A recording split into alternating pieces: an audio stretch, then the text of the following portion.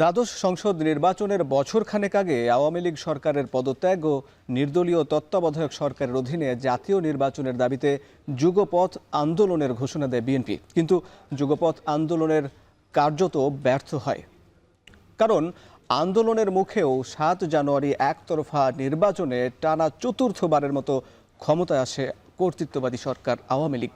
তার ৭ মাসের মাথায় বৈষম্য বিরোধী ছাত্র আন্দোলনের নেতৃত্ব গণ আন্দোলনে দেশ থেকে পালাতে বাধ্য হন শেখ হাসিনা।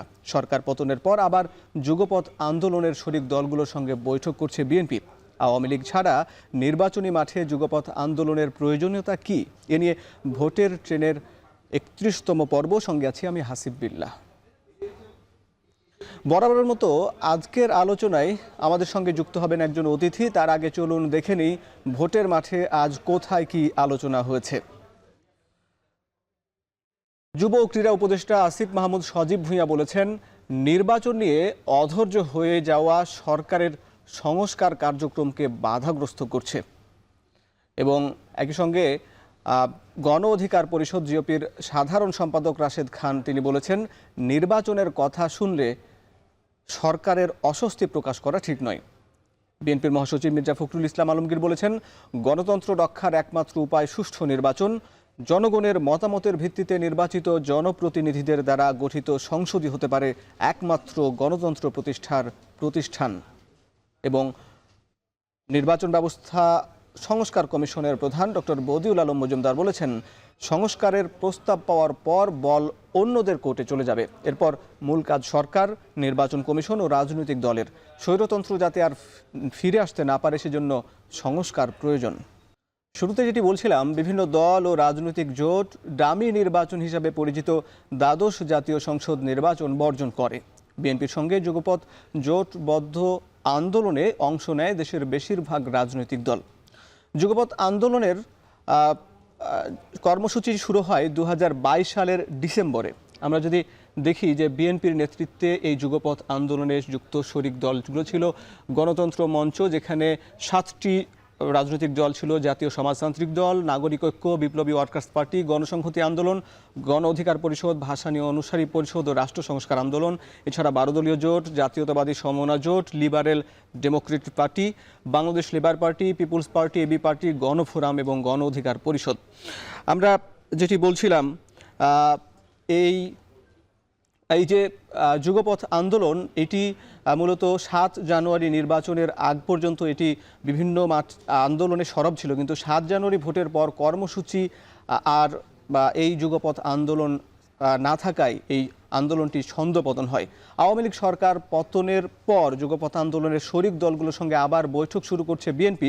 সে আন্দোলনের শরিক দল গণ অধিকার পরিষদের সদস্য সচিব ফারুক হাসান যুক্ত আছেন আমাদের সঙ্গে।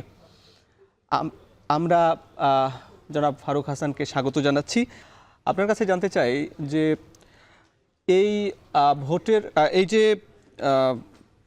বিএনপির যে যুগপথ আন্দোলনে আপনারা শরিক ছিলেন, আওয়ামী লীগের বিরুদ্ধে একসঙ্গে আন্দোলন করেছেন, আবার এই অন্তর্বর্তী সরকারের পর যেখানে আওয়ামী লীগ মাঠে নেই, সেই এখন এই যুগপথ আন্দোলনের প্রয়োজনীয়তায় কি, যেখানে বিএনপি মহাসচিব বলছেন যে আবার প্রয়োজনে ভোট এবং ভাতের জন্য মাঠে লড়বেন বা মাঠে থাকবেন, সেখানে আবার কি আপনারা আন্দোলনের কোনো সংশয় আছেন, যেখানে আন্দোলনে যেতে হবে এমন জায়গা থেকে কি এই আলোচনায় করছেন? ধন্যবাদ আপনাকে। দেখুন, আমরা যুগপথ আন্দোলন মূলত শুরু করি আনুষ্ঠানিকভাবে ২০২২ সালের ডিসেম্বর থেকে। তখন আমাদের এই আন্দোলনের মেইন যে উদ্দেশ্য বা মুখ্য উদ্দেশ্য, সেটা ছিল তৎকালীন ফ্যাসিবাদী যে স্বৈরাচার সরকার, সেই সরকারকে হটিয়ে একটি গণতান্ত্রিক সরকার প্রতিষ্ঠা করা এবং একটি গণতান্ত্রিক সরকারের মাধ্যমে দেশ পরিচালনা করা। সেই উদ্দেশ্যকে সামনে রেখেই আমরা কিন্তু প্রায় দেশের অধিকাংশ রাজনৈতিক দল একসাথে আমরা যুগপথ আন্দোলনে অংশগ্রহণ করি এবং আন্দোলন চালিয়ে যাই। আন্দোলনে ধারাবাহিকভাবে আমরা সেই আন্দোলনকে ২০২৪ সাল পর্যন্ত কন্টিনিউ করি। তারপরে যে পতিত ফ্যাসিস্ট স্বৈরাচার, তারা বিগত যে ৭ই জানুয়ারি নির্বাচন, একতরফা নির্বাচন, সেই নির্বাচন এক প্রকারের গায়ের জোরে তারা করে ফেলে। তো সেই নির্বাচন করার পরে আমরা যথাসাধ্য চেষ্টা করেছি সেই নির্বাচনকে প্রতিহত করার জন্য, সেই নির্বাচনকে আটকানোর জন্য। কিন্তু আমাদের সেই আন্দোলনের সবচাইতে বড় অ্যাচিভমেন্ট যদি বলেন, অর্জন বলেন, সেটা হচ্ছে আমরা 99% মানুষকে ভোট কেন্দ্র থেকে বিরত রাখতে পেরেছি। আপনারা জানেন যে বিগত 7ই জানুয়ারি যে একতরফা নির্বাচন, সেই নির্বাচনে বাংলাদেশের অধিকাংশ নয়, বাংলাদেশের মানে মেজরিটি পার্সেন্ট 98% মানুষ কিন্তু ভোট কেন্দ্রে যায় নাই এবং তাদের ভোটাধিকার প্রয়োগ করে নাই। এটা কিন্তু সবচেয়ে বড় একটা অ্যাচিভমেন্ট আমাদের। এবং মানে যেটাকে আমরা বলি যে মানুষের যে সুপ্ত যে প্রতিবাদ, সেই প্রতিবাদ কিন্তু তারা সেই ভোট কেন্দ্রে না যাওয়ার মাধ্যমে প্রকাশ করেছে এবং সেটা দেখিয়ে দিয়েছে। তারপরে তারা একতরফা নির্বাচন তাদের মতো করে ফেলেছে, যে নির্বাচনের কোনো আন্তর্জাতিক বলেন, দেশীয় বলেন, কোনো ভ্যালিডিটি কিংবা বৈধতা ছিল না। দেখেন, কোনো ইন্টারন্যাশনাল কমিউনিটি, কোনো দেশ কিংবা কোনো প্রতিষ্ঠান কিন্তু সেই বিগত 7ই জানুয়ারি নির্বাচনকে বৈধতা দেয় নাই। এরপরে আমরা আবারও আন্দোলন শুরু করি এবং এই আন্দোলনের এক পর্যায়ে আমাদের একটা ছাত্র আন্দোলন গড়ে ওঠে কোটা সংস্কারকে কেন্দ্র করে।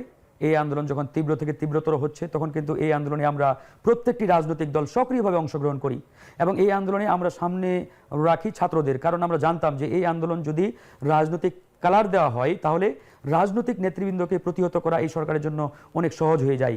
তারা ট্যাগ দিয়ে এই আন্দোলনকে খুব সহজে দমিয়ে দেবে কিংবা এই আন্দোলনকে মানে তারা ভিন্ন দিকে নিয়ে যাবে। এই জন্য আমরা কৌশলগত কারণে আমাদের ছাত্র প্রতিনিধি যারা বা ছাত্র নেতৃত্ব ছিল তথা বৈষম্য বিরোধী ছাত্র আন্দোলন, তাদেরকে আমরা লিডিংয়ে রাখি, তাদেরকে আমরা সামনে এগিয়ে দিই এবং এই আন্দোলনে আমরা সবাই ছিলাম এবং প্রত্যক্ষভাবে অংশগ্রহণ এই আন্দোলনে করেছি। রাজনৈতিক দল, সামাজিক সংগঠন, কৃষক, শ্রমিক, ছাত্র, জনতা সবার মানে অংশগ্রহণে এই বিপ্লব কিন্তু আমরা করেছি। এই বিপ্লবের মাধ্যমে পতিত ফ্যাসিস্ট স্বৈরাচারকে আমরা বাংলাদেশ থেকে বিতাড়িত করেছি, উৎখাত করেছি। এরপরে আমরা একটি ছাত্র জনতার সরকার, অন্তর্বর্তীকালীন সরকার আমরা প্রতিষ্ঠা করেছি। আপনারা সবাই মিলে আন্দোলন করলেন এবং একই সঙ্গে শেখ হাসিনা পালিয়ে গেলেন। তারপরে এখন আবার এই যুগপথ আন্দোলনের বা আবার বিএনপির সঙ্গে এই আন্দোলনের প্রয়োজনীয়তা কি? কারণ এবং একই সঙ্গে আপনি জানাবেন, আপনারাও কি নির্বাচন আগে চান পরে সংস্কার, নাকি আগে সংস্কার পরে নির্বাচন? সংক্ষিপ্ত করে যদি বলবেন। হ্যাঁ, আমরা যেটি বলছি যে দেখুন, আমাদের যে লড়াই, সেই লড়াইটা কেন বা কিসের ভিত্তিতে বা কি কারণে? আমাদের লড়াইটি হচ্ছে মূলত বাংলাদেশে একটি গণতান্ত্রিক ব্যবস্থা প্রতিষ্ঠা করা এবং একটি গণতান্ত্রিক প্রক্রিয়ার মাধ্যমে একটি রাজনৈতিক সরকার প্রতিষ্ঠা করা এবং সেই রাজনৈতিক সরকার দেশ পরিচালনা করবে এবং তাদের হাতে আমরা দেশ পরিচালনার দায়িত্ব অর্পণ করব। এই জন্য কিন্তু আমাদের সেই যুগপৎ আন্দোলন আমরা একসাথে শুরু করেছিলাম। এখন আমরা পতিত স্বৈরাচারকে বাংলাদেশ থেকে বিতাড়িত করেছি, কিন্তু বাস্তবিক অর্থে আমরা পরিপূর্ণ যে স্বাধীনতা, সেই স্বাধীনতা কিন্তু এখনো পাই নাই। আপনি আজকে দেখেন, আপনি ডানে তাকালেও স্বৈরাচারের দোসররা মানে ঘুরে বেড়াচ্ছে, বামে তাকালে দেখবেন যে বিভিন্ন চেয়ারে তাদেরকে প্রমোশন দেওয়া হচ্ছে, নানান চেয়ারে তারা বসা এবং চতুর্দিকে তাদের যে এখন একটা মহা সমারোহ, এটা দেখে কিন্তু আমরা আতঙ্কিত এবং অনেকটাই আমরা মানে টেনশনে এখন মানে আমাদের সময় যাচ্ছে যে স্বৈরাচারের দোসররা এখন নানাভাবে নানা কায়দায় তারা বাংলাদেশে ছড়িয়ে ছিটিয়ে যারা ছিল তারা এখন দিন দিন সংঘবদ্ধ হচ্ছে, শক্তিশালী হচ্ছে এবং তারা এই দেশকে মানে একটা আনস্টেবল পরিস্থিতিতে ফেলার জন্য তারা কিন্তু চেষ্টা অব্যাহত রেখেছে। এই জন্য আমরা মনে করি যে আমরা যারা যুগপৎ আন্দোলন করেছিলাম একসাথে, আমাদের এই লড়াইটা এখনো শেষ হয় নাই। আমাদের লড়াইটা তখনই শেষ হবে যখন আমরা একটি গণতান্ত্রিক প্রক্রিয়ার মাধ্যমে একটি রাজনৈতিক সরকারের হাতে ক্ষমতা হস্তান্তর করতে পারবো।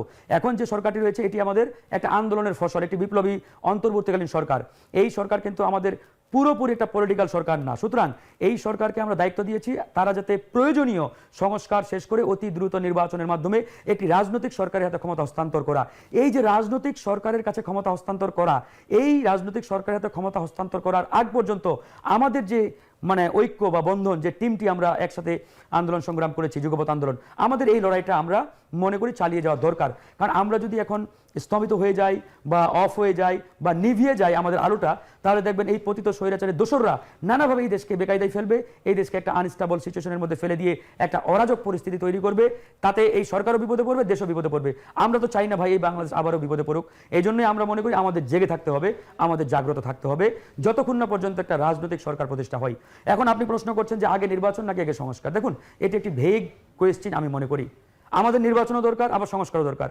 এখন প্রশ্ন হচ্ছে তাহলে কোনটা আগে হবে? আমরা কিন্তু এই সরকারকে শুরু থেকে বলে আসছিলাম যে আপনারা প্রয়োজনীয় সংস্কার দ্রুত শেষ করে আপনারা একটা নির্বাচনের ঘোষণা দেন। কিছুদিন আগে মাননীয় প্রধান উপদেষ্টা একটা নির্বাচনের টাইম ফ্রেম ঘোষণা করেছেন, বাট সেই টাইম ফ্রেমটি আমি মনে করি একবারেই ধোঁয়াশাপূর্ণ। নিউজরুম থেকে আজ সারাদিন ভোটের ট্রেনের সংবাদ সংগ্রহ করেছেন সহকর্মী মাঝহার ইমন। মাঝহার ইমন, আপনাকে স্বাগত জানাচ্ছি। নির্বাচন ইস্যুতে রাজনৈতিক দল এবং সরকার দুপক্ষই সংস্কার কি নির্বাচন এটি আগে না পরে এটি নিয়ে বিতর্ক চলছে। এই বিতর্কের পারদ কি আরও বাড়ছে? কি মনে হয়, কি দেখলেন আজ? আসিফ, আপনি যদি সেই 5 আগস্ট 8 আগস্ট সরকারের শপথ গ্রহণের পর থেকে যদি ক্রমান্বয়ে দেখতে থাকেন, তাহলে একেবারে বোঝাই যাচ্ছে যে সংস্কার এবং নির্বাচন এই দুইটি বিষয় মূলত বাংলাদেশের রাজনৈতিক যে প্রেক্ষাপট, সেই প্রেক্ষাপটে আলোচনা হচ্ছে। সেই ক্ষেত্রে রাজনৈতিক দলগুলো যেহেতু ক্ষমতায় যাওয়ার তাদের ইচ্ছা, বা রাজনৈতিক দলগুলো দিন শেষে ক্ষমতায় যাওয়ার তাদের প্রবণতা, সেই ক্ষেত্রে তারা কিন্তু সংস্কারের পাশাপাশি নির্বাচনকে মূলত একটু বেশি গুরুত্ব দিচ্ছে। ক্রমান্বয়ে আমরা দেখছি যে বিএনপি সহ যেই সমমনা দলগুলো রয়েছে, তাদের যেই ইচ্ছা আকাঙ্ক্ষা, সেটি কিন্তু তারা নির্বাচনকে গুরুত্ব দিচ্ছে। কিন্তু পাশাপাশি তারা যেটি বলছে যে সংস্কার একটি চলমান প্রক্রিয়া, সেটি চলবে। আমরা যদি দেখতে চাই বিএনপি যেহেতু এখন মাঠের অত্যন্ত বড় একটি রাজনৈতিক দল বিএনপি, এবং এর দায়িত্ব নিয়েই মূলত তারা বিভিন্ন যেই ছোটোখাটো যেই সমস্ত রাজনৈতিক দলগুলো রয়েছে সকলকে তারা একত্রিত করে তাদের যেই দাবি বা যেই তাদের যে ইচ্ছা আকাঙ্ক্ষা, সেটি হচ্ছে নির্বাচন, সেটিকে তারা গুরুত্ব দিচ্ছেন। আর সংস্কারের বিষয়টিও কিন্তু তারা বলছেন যে এটি একটি চলমান প্রক্রিয়া। এখানে যদি সরকারের পক্ষ থেকে আমরা দেখছি যে বারবার সরকারের পক্ষ থেকেও বলা হচ্ছে, এবং প্রধান উপদেষ্টা কিন্তু নির্বাচনের একটি টাইম ফ্রেম বা একটি সময়সীমা বলে দিয়েছেন, কিন্তু সেই ক্ষেত্রেও কিন্তু আমরা দেখছি বিএনপি আসলে তাদের যেই সন্তুষ্টর যে জায়গা, সেটি তারা এখনও কিন্তু বাস্তব কেন সন্তুষ্ট নয়?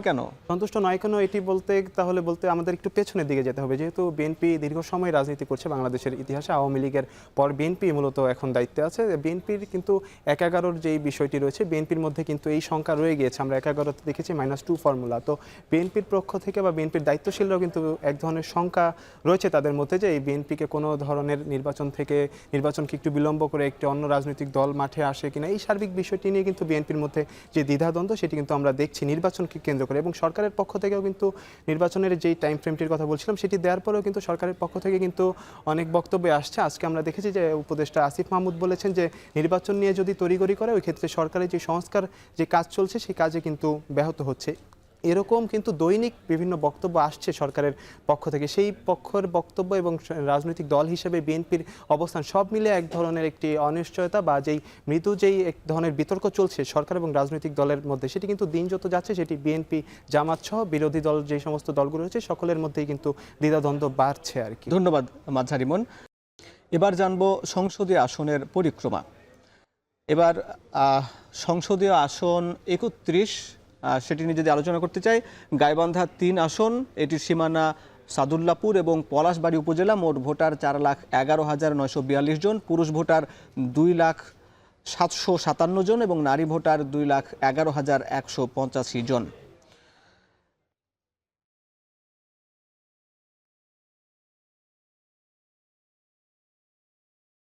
এই ছিল আজকের ভোটের ট্রেনের পর্ব।